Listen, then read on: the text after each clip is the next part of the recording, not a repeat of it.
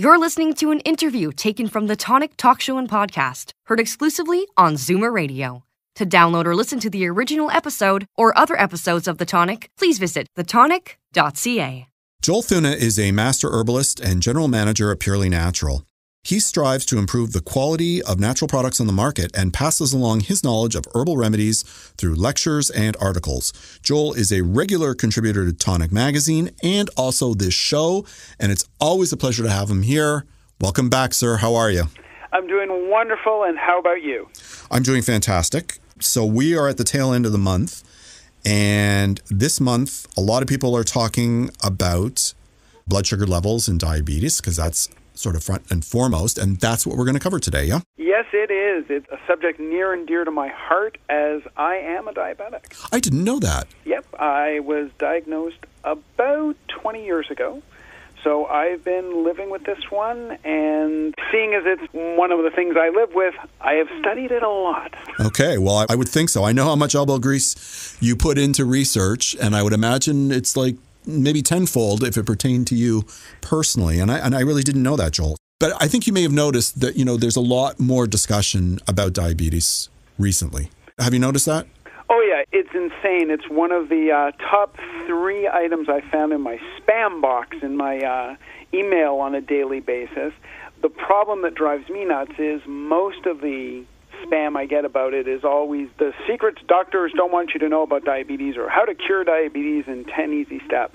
And both of them are just a load of hogwash. Right, because doctors always keep health secrets from you. Oh, of course. And a doctor would. And complicated diseases are always really easy to treat in 10 steps. Yeah, I hear you. Oh, yeah, no problem. 1, 2, 3, you're done. No, diabetes is a complex condition, and the nice thing is that despite it being complex, we know a ton about it because it has been so well studied for decades. And the reason that it's been so studied is because it affects so many of us. What are the numbers in Canada? It's actually quite scary. Now, if you look at diabetes itself, 10% of Canadians have been clinically diagnosed with diabetes. And, okay, 10% doesn't sound too nasty. It's a lot. But then you add to that another 3% of the population that is undiagnosed and may never know they have it, but they actually do have it clinically. Yeah, my father, who had various health issues throughout his life, only found out he was diabetic after he had a heart attack and required a quadruple bypass. Ooh. Yeah. Ooh. So it is quite possible for one to have diabetes and actually not know it. Correct, because there's no quick and easy symptoms that you just, I've got this, therefore you just don't know. So you've got those two, if you add them up, are 13%. And then on top of that, you have an estimated 35% of Canadians that are called pre-diabetics. Yep. And the difference between pre-diabetes and diabetes is actually really simple. It's you're really close, you're just not technically there yet. And any little missteps, and you could be fully diabetic. So your pancreas is being strained and it is still somewhat working, but you haven't sort of crossed the river yet. But a lot of this is sort of tied. Well, we should talk about type 1, type 2, and type 3 diabetes, yeah? Sure, not a problem. So there are 3 types of diabetes, actually. You've got type 1, which is usually diagnosed in children and adolescents, and it occurs when the person's body does not produce enough insulin or may not produce any at all. Right. Then you have type 2, which is the most common form of diabetes, as I put my hand up, which usually develops in adulthood and is characterized by your body not effectively using the insulin that it actually makes. So your body's making insulin, it's just not using it well. And then you have the third one, which is gestational diabetes. And this occurs during pregnancy, and it's a little wonky in that it may or may not continue post-pregnancy. But in almost 50% of cases, it does lead to type 2 diabetes either immediately following childbirth or later in life. Let's talk about why having diabetes is really not great. Diabetes isn't great because what it does is that it affects pretty much every single organ in your body. It's really not a good thing. What it is that by having either impaired insulin usage or lack of insulin production at all, you end up having excessive blood sugar levels. This makes your blood thicker and harder to pump. It makes it almost syrupy, to put it in a vernacular people might know. And by doing this, it puts a strain on your heart, puts a strain on your kidneys. And through that, it makes all your organs more susceptible to impairment, damage, and disease. And all that being said, what ends up happening is it leads to a reduced quality of life, as well as common complications such as heart disease, stroke, and kidney disease, all of which really, really, really suck. Yeah. So it's not just, and obviously diabetes can be fatal to somebody if it's not treated properly, but it also leads to other conditions which, of course, are potentially lethal. Oh, definitely. And those also include cancer. A lot of people don't know that if you're a diabetic, you increase your chance of getting cancer significantly. And you've got kidney failure, as we said, heart disease, blindness, nerve damage, and unfortunately, new research has found that it doubles your risk of depression. And that risk keeps increasing as more diabetes-related problems develop. So is the depression related to the symptomology of the diabetes, or is there something physiological that happens when you have diabetes that makes you susceptible to depression? They don't know yet. It's relatively new research, but they just don't know. They can't answer that question yet. Okay.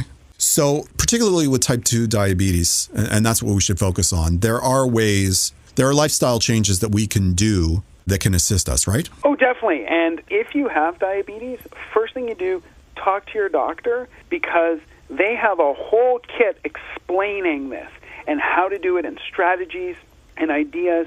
You're not alone in this. Your doctor is your partner in going through this. Mm-hmm. And you want to use them. I can say personally, I have used my doctor, and I talked to him about this. He's great, and he's a partner with me in managing my diabetes. Mm-hmm. And the nice thing is, like many other conditions, diabetes is manageable. And it's not one massive thing you have to do. It's little things, just lots of little things that add up, and by adding up together, they make it manageable and quite livable without a huge big deal. Because you can do a combination of diet, activity, and supplements. The big three you and I have talked about since the day we met. Mm-hmm. Yep. And they work really well in diabetes to achieve your goal. And the goal in diabetes, to remember, is you want to blunt blood sugar spikes, both up and down, because diabetes gets worse the more high your spikes are going up with blood sugar, and the lower your spikes go with low blood sugar. And what you want to do is narrow that range so the spikes don't go as high in either direction. And that is how you manage it. Okay. So why don't we start with diet? What are your recommendations? Well, as you and I have chatted a ton of times, the Western diet is far too heavily weighted in simple carbohydrates, sodium, and unhealthy fats. And these, diabetes loves these. It just loves them. It makes diabetes happier than heck if you're filled with those. And that's because simple carbohydrates get digested quickly and rapidly turned into blood sugar. Mm-hmm. This leads to it spiking. And you eat your meal, I got tons of, for example, white pasta. You get a massive blood sugar, then you get the crash, so the spike goes all the way down. So you get both spikes from a high-carb meal, if it's simple carbs. As well, when you have excess sodium, both from added salt and from sodium found in foods, it increases your blood pressure, leads to heart disease, and that worsens your diabetes. Then you have unhealthy fats, those being your trans fats and your saturated fats. They lead to increased cholesterol, which leads to heart disease, which worsens diabetes. And those three things combined keep you on the heart disease blood sugar spiral. Right. And unless you do something, you're going to slowly go down and down and down into the spiral depths. So you got to stop it. Are you working with a dietitian? I was when I was newly diagnosed for about a year. I'm not anymore because I got the tricks and tips, and we worked it out and moved on. But I would definitely suggest not a problem. They're great, and they can help. Okay. Now, the other piece of the puzzle is exercise. How does that fit in? Exercise is key. Exercise is, if I could say anything from my personal experience, exercise has been the single biggest thing helping me to control mine. Because exercise and it just makes sense. You've got that excess blood sugar sitting in you because you just ate or you just drank something. Bing, bang, boom. What do? If you exercise, your body uses it. Yep. Using it gets this spike down. And I'm not talking you go out there and you pretend you're a bodybuilder, you're Arnold Schwarzenegger. No. You don't have to go insane. All you have to do is, for example, in my case, I walk. Mm-hmm. What I do is I try to get in about 1,000 to 1,500 steps every day before I even walk out of my house. And then during the day, for example, when I'm on my phone, anyone who knows me knows this, drives them nuts, I pace while I'm on my phone. Yep. So I'm talking, I'm moving, I'm talking, I'm moving, I'm talking, moving. All of a sudden, I've gone through 15,000 steps. Then I get home, have dinner with my family, then my wife and I, after dinner, get up, we go out for a half an hour to 45-minute walk. And we're not running. We're not breaking a sweat even, but we're moving. And that moving, it all adds up. And I'll tell you, completely aside from the diabetes, it is wonderful going on those walks every day. You're in nature, it's nice.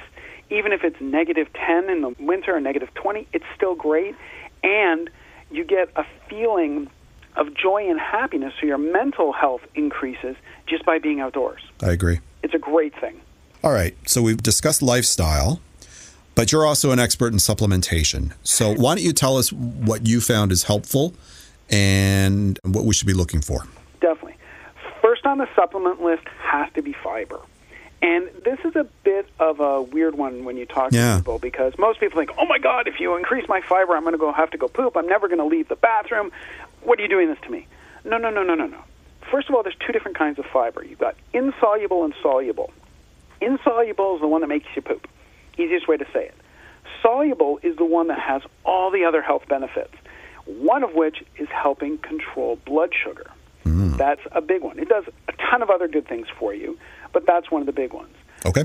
The good thing is that it doesn't make you go to the bathroom. And now with the new generation of fiber supplements, which have been out about 20 years, they're really easy to take because you take them, you put them in your drink, virtually any drink, you mix, bing, bang, boom, no taste, no smell, no texture, never thickens. Easy to use. And what they found with trials is people who add to their diet by supplementing with at least 13 additional grams of soluble fiber a day have lower blood sugar, and we're talking significantly lower blood sugar, than diabetics who didn't add that fiber to their diet. So one little trick, boom, you have a big difference. What's next? The next one is my latest favorite vitamin, vitamin K2, specifically in the all-trans MK7 form. It has multiple benefits for diabetes.